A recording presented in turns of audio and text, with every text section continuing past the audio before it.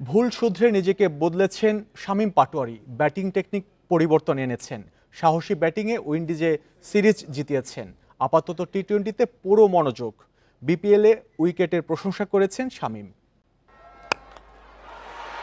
জাতীয় দলে অনিয়মিত শামীম পাটোয়ারি ধারাবাহিকতার অভাবে গেল 4 বছরে বাদ পড়েছেন 2 দফায়। খেলতে পারেননি সবশেষ 2 টি-20 বিশ্বকাপ। উইন্ডিজ সফরের রঙিন প্রত্যাবর্তন শামীমের। 2 ম্যাচে খেলেন কার্যকরী ইনিংস। শটের বৈচিত্র্যের নজর কাড়েন সবার। ভালো সময় যেরকম থাকতে চেষ্টা করি, খারাপ সময় ওরকম থাকার ট্রাই করি।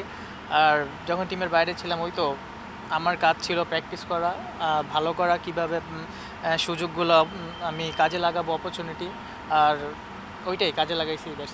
বিপিএলও ধারাবাহিক শামীম ব্যাটিং করছেন প্রায় 200 স্ট্রাইক রেটে।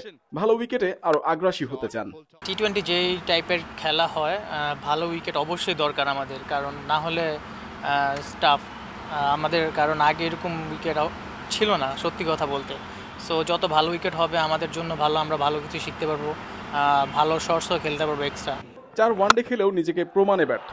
টি-20তে ভালো করছেন, ভিন্ন ফরম্যাট নিয়ে কি ভাবনা?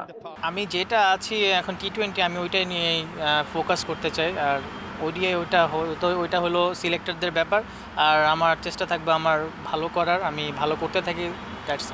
শাহিদ আফ্রিদি দলের মেন্টর হলেও তার কাছ থেকে এখনো পরামর্শ পাননি শামীম।